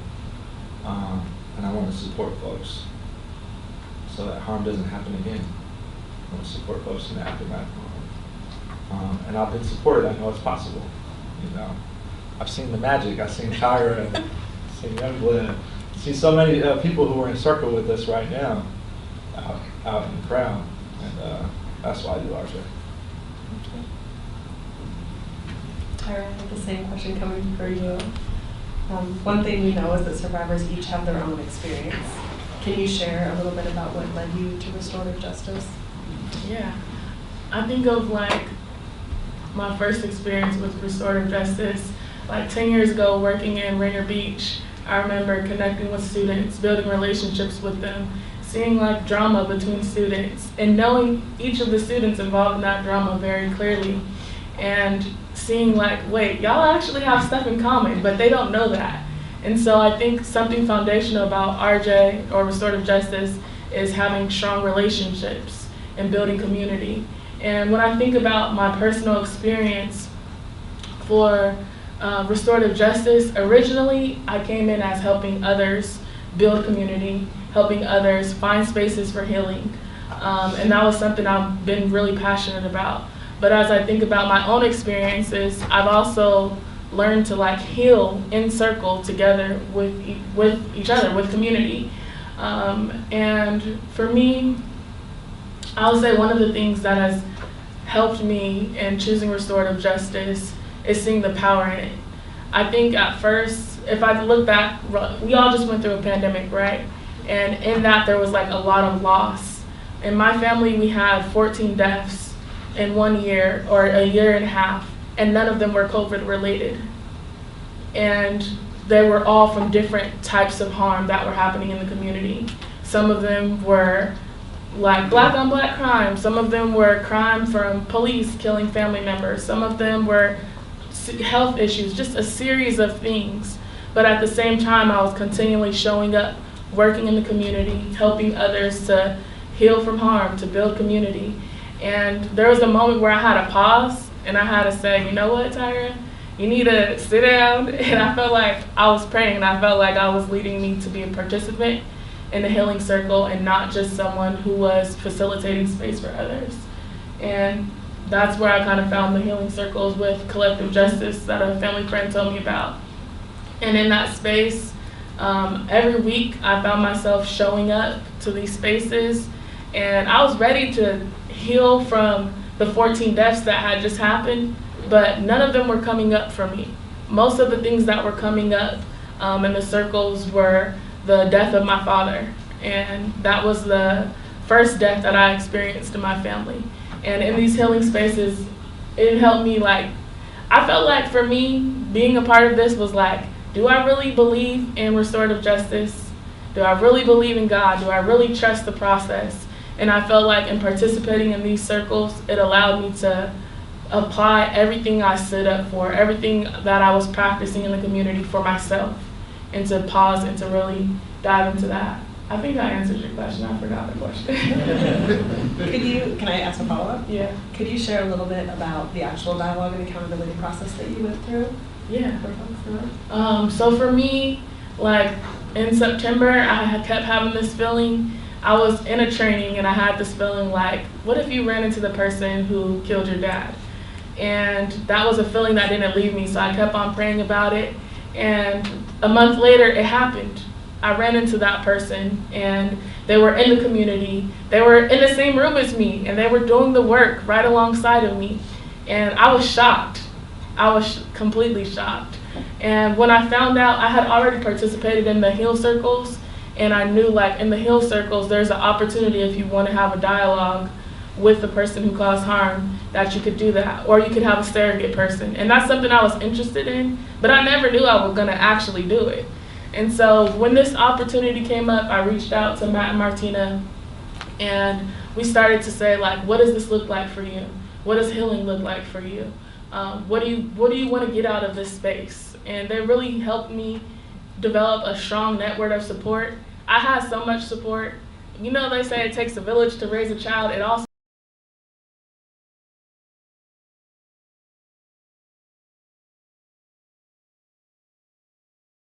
our friends and family, community members, like so many people were encouraging me to, like, I felt like I was breaking down every day on them, because for me, all of the trauma that I faced from 25 years of not having my dad started resurfacing. I remember, like, even before the DAP circle, a couple years ago, we got this letter in the mail, and it was saying, like, the guy who killed my dad was getting released, and do we want to come speak and say anything? And I remember my grandma giving me that letter, and she was like, well, what does this mean? And I read it, I explained it to her, and she was like, no, we're not going. And she started to cry. And for me, I was frustrated. I was crying too, and I didn't know I was that upset, but I was crying too because I was angry. I wanted to say something. I wanted to show up and be present. But for me, my grandma, I watched for 25 years. The day my dad died, a piece of my grandma died with him. And my life has been impacted by that in so many ways, and even my family. But I know that for me, having this conversation was important. If I could have showed up back then, I would have. But I had respect for my grandma. I was like, nah, I'm not gonna go to this. She didn't want me to. So I didn't go to it. But in the circle, the DAP circle, it was an opportunity for me to share my experience with the man who caused this harm. It was an opportunity for me to understand, where did he come from. I think for me, because I worked in the schools and I participated in circles, I understood going into this that he's not just someone who's caused harm, but I wanted to understand him too. I watched students who I worked with, one caused harm to the other one, but they didn't know they've both been harmed and they've both been through something and they have so much in common. So going in with this perspective, it really allowed me to understand, to have a heart to hear. And I felt like in my DAP circle, it was just that. It was sharing my experience, sharing how there were a lot of times in life that I was angry towards this man because I didn't have my dad. And there were a lot of times I had unforgiveness. The thing that's helped me through my unforgiveness is praying in the Word of God. And I would rely on the Word of God to help me to find peace, to help me to heal. And for me, it was important that in my healing circle with him, I could communicate that. Something that I think about is like, I would never want to be remembered by my worst mistake. And I didn't want to remember this man by his worst mistake. I didn't want to remember him as someone who just killed my dad. I felt like this is someone I work with. They're in the community. They're working hard to help our community heal. And I don't want to only see this every time I see him. And the DAP circle allowed me to share this. It allowed me to share with him, I've forgiven him. God's forgiven him. Does he forgive himself? Like, it's a blessing to be able to heal and to help others heal. And it makes me think of another thing is like, I've seen this in this paper, it said like a person who's been harmed. I'm not just a person who's been harmed, I'm a person who chooses healing. And that's for me something that's important. When we talked about harm people, how do we talk about people who are choosing healing every single day?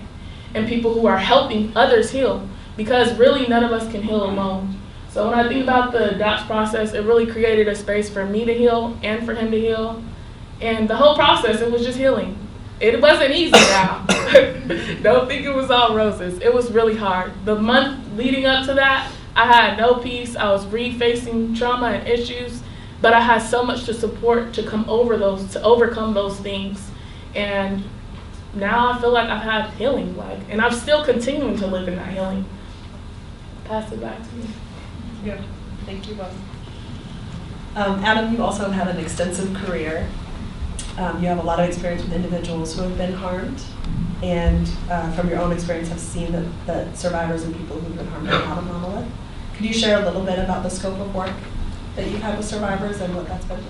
Yeah, so I want to talk about the reality, and I think the reality is not the grace and the mercy that Tyra and Matt have shown to their the person who offended against them or who harmed them. In my 16 years as a deputy prosecutor and in my 4 years in handling 6164 petitions, clemency matters, Monchke resentencings, the whole gamut of our resentencings, this grace and this sort of peace, for lack of a better term, and not to speak for the two of you, is really unusual. Because the people who have been harmed and survivors, what I see most often is bloodlust.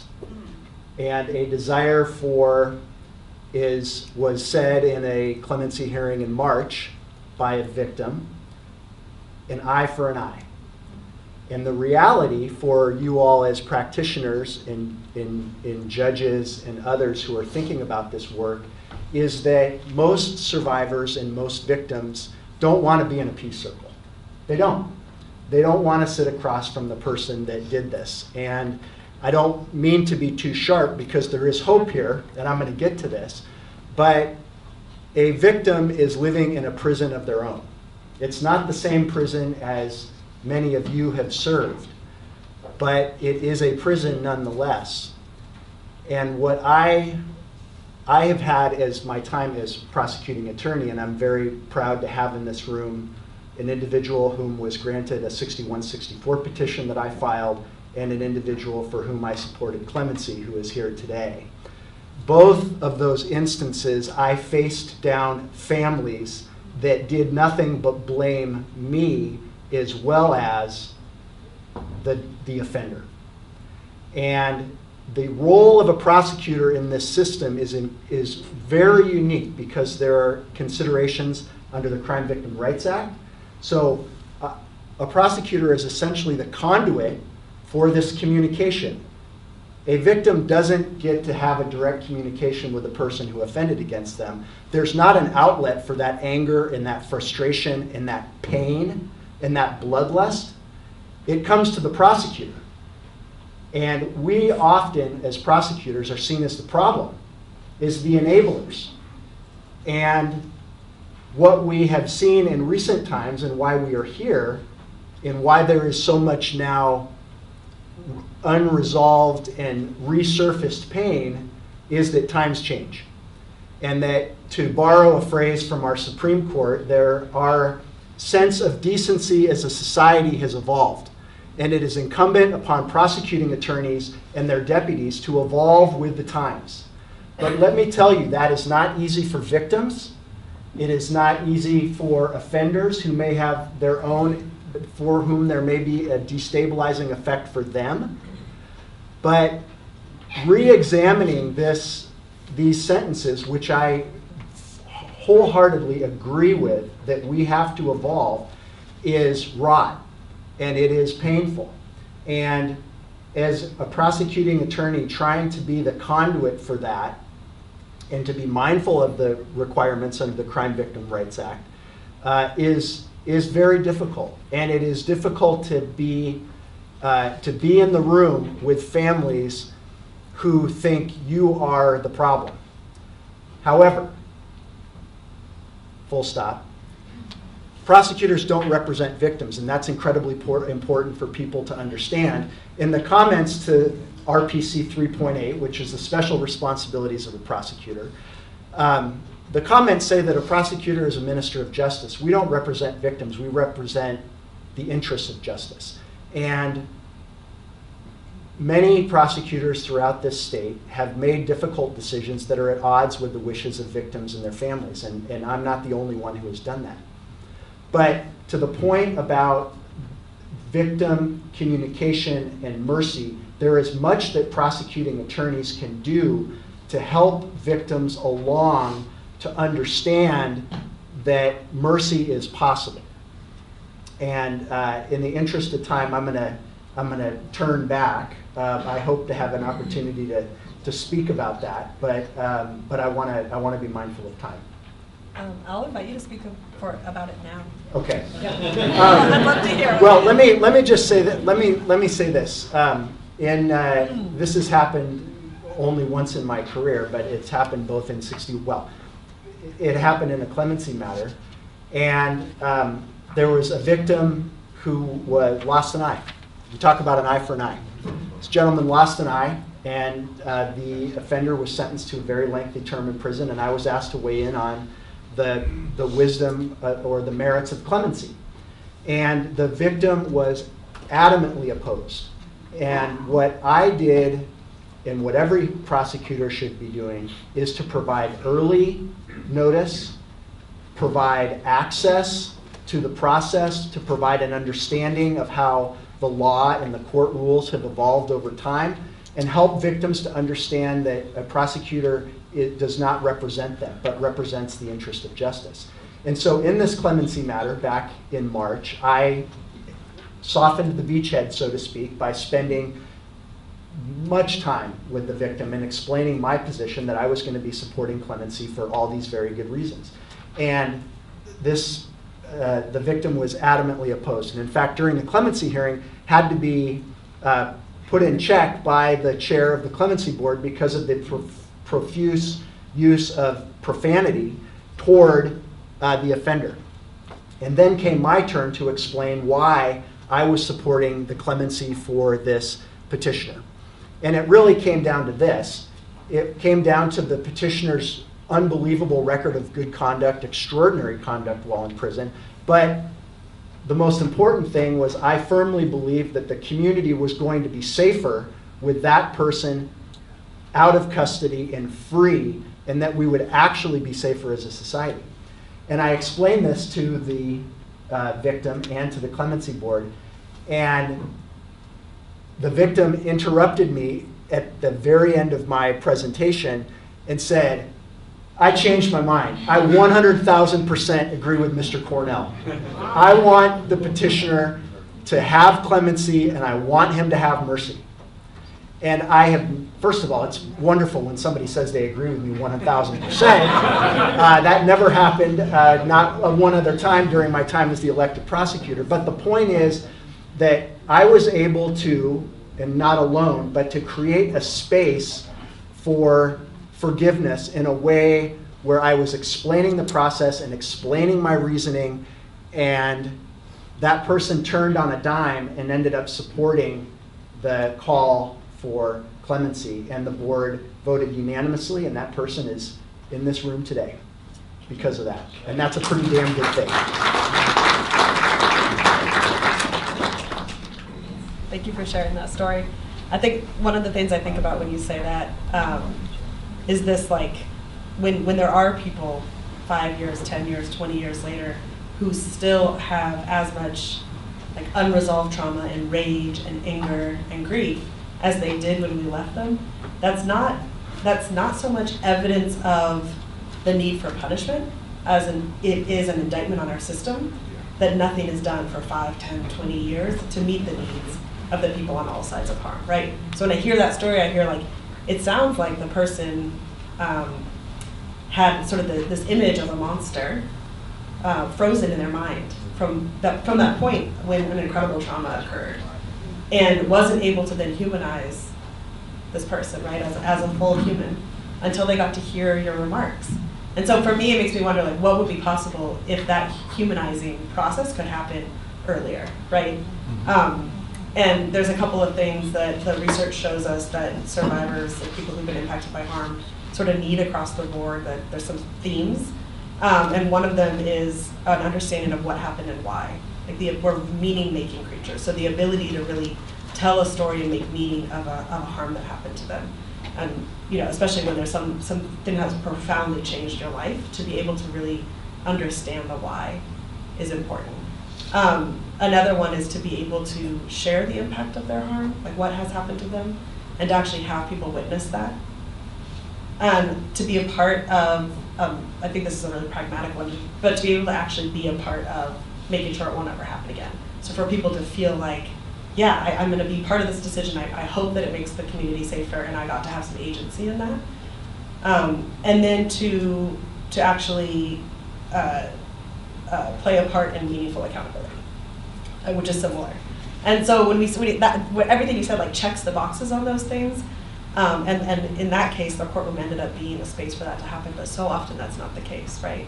And so for us, when we do restorative justice work, like one of the things that we look for is if a 6164 is getting filed, or if someone is 5 years out from a potential clemency, like at that point to think about what might be possible if these people were able to communicate with one another. The Department of Corrections has a DOC victim offender dialogue program, so folks inside can write an accountability letter, they can submit it to the DOC accountability letter bank. I will not say on record whether or not that is effective, but supposedly it triggers a notification to the named victims in a case, and they would have the opportunity to read that letter with a victim advocate if they so choose. The Department of Corrections Victim Offender Dialogue Program has to be what they call victim initiated, so the people impacted by harm have to initiate it. But we often have defense attorneys contact us, and for many reasons they might know that people are in relationship and they have a lot of reason to believe or evidence to believe that a survivor does want to engage in a process, and so we can be really thoughtful about how we do that. But there are these ways to like get that conversation to happen earlier on, so it doesn't have to be quite so traumatic for all of the parties involved. But you just hit the nail on all of those. Yeah, and I think it's important for practitioners to, you can never underestimate like helping victims and survivors understand how the law has changed. Prosecutors don't make the law. Judges don't make the law. Professor Beckett talked earlier, I believe, about the role of the legislature, and that's critically important. It's the legislature that gives us the law in explaining to victims. So for example, in a 6164 petition, using as a justification for my filing of these petitions, talking about even though Monschke was not absolutely applicable, even though Hague was not absolutely applicable, explaining to the survivors, like, these are not precedential, this is persuasive authority, this is where the courts are going and have gone, and this is what is informing my position. I'm not required to, there isn't some case on point, but there's persuasive authority that tells us that this is where we're going to go. And that sort of explanation to survivors can really be helpful to just explain and to try to be neutral. I think too often prosecutors try to say, well, I'm just reflexively going to be in the victim's corner. Now, that's not representing the victim, but that can get pretty close. And it's important for prosecutors to step back and be objective, because you never know when that openness is going to turn a victim around and they're going to be supportive of mercy, because that can happen. And we saw it happen back in March. And it's probably not the first time that that's happened, but it's a slow process. It can be a slow process. One of the things that Danielle Sered, who's a restorative justice practitioner out of New York, often says is, like, if there was a small town that had one restaurant that served one thing on the menu, we would not then point to that as evidence that everybody likes to eat that one thing, right? And that's what we do with the criminal legal system. We tell people who've been impacted by harm, we're going to get a conviction. It's going to bring you healing, justice, and closure. And then when those things don't happen, right, when finality is not actually there because of resentencings, or people don't feel healed or don't feel that it was justice 20 years later, we sort of throw our hands up and say that we don't know what else to do. And so what we know from those of us who do this work with so many survivors is that survivors are very much not a monolith. There is a host of things that people want and need. We know that less than half of people who experience serious violent harm ever call the police to begin with. So we actually don't know what most survivors want and need, because most opt out of what we're currently offering. And then of those that do, very few end up getting a conviction and moving forward in the process. So we sort of have this like small sample size that we often point to when we say we know what survivors want and need, and that's not the case. So I think that there is a huge monolith there, or there's a huge spectrum of what people want and need, by all means. And for us at Collective Justice, we have people like Tyra and Matt signed up for like years and years, right? Like there's no ability for us to reach the number of people that are asking for this kind of work. There are a lot of people out there who want something different, and there's just not enough resources right now to make that possible. So what we'd love to see is like folks like you, actually learning about those processes, getting resources in that direction, and reaching out when you have somebody who you think might be a good fit, because there's a lot of people here trying to do the work. I think that we're close to time. We started a little late, but how long do we have? 5 minutes. Okay, I'm gonna give each of you guys like a final word, whatever you would like to share that you'd like people to come to leave the space with. In order.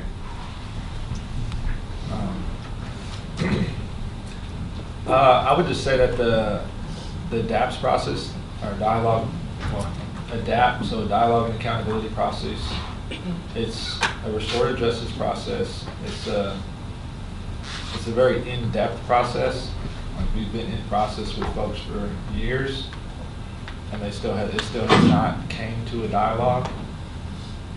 It's an active process. Folks tap in and they tap back. They tap out. They tap back in. They tap back out. It's a formalized process. So we go through many steps. We have a system in place where folks are crafting their intentions. They're developing their plans of support. Who are their support people? How do different support people serve different areas of their life, serve to support them in different areas of their life? Mapping out, how do I know when I'm headed to a tough place?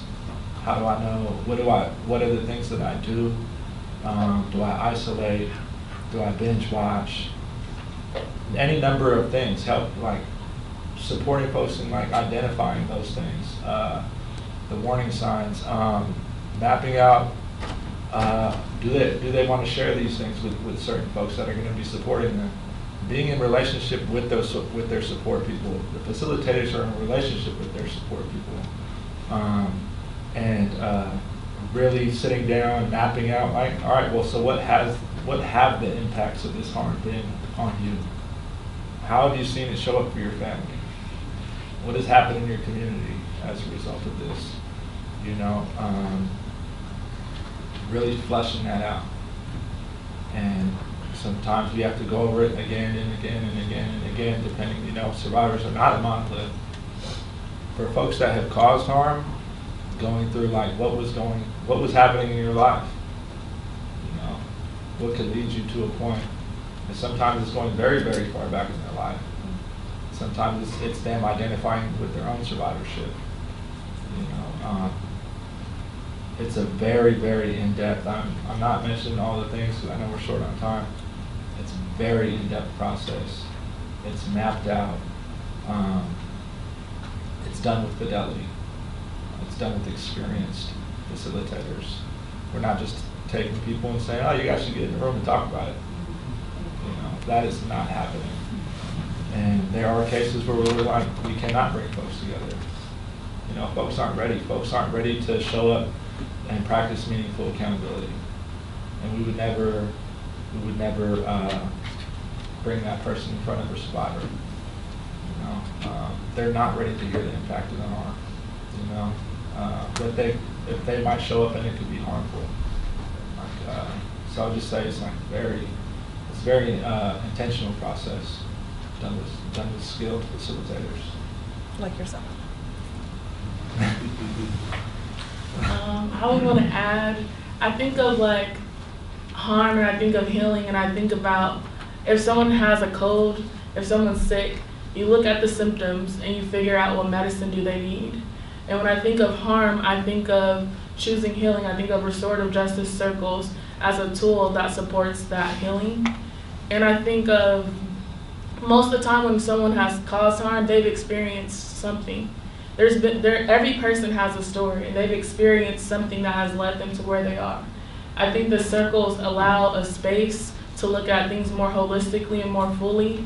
I think of one, your basic needs are met. So if you're hungry, if you're tired, they make sure they take really good care of you to make sure like you're first physically able to participate and engage. And then all of the support, they really make sure that you feel safe and feel comfortable to be able to have those hard conversations and questions. But I think of when harm happens, punishment is not the answer.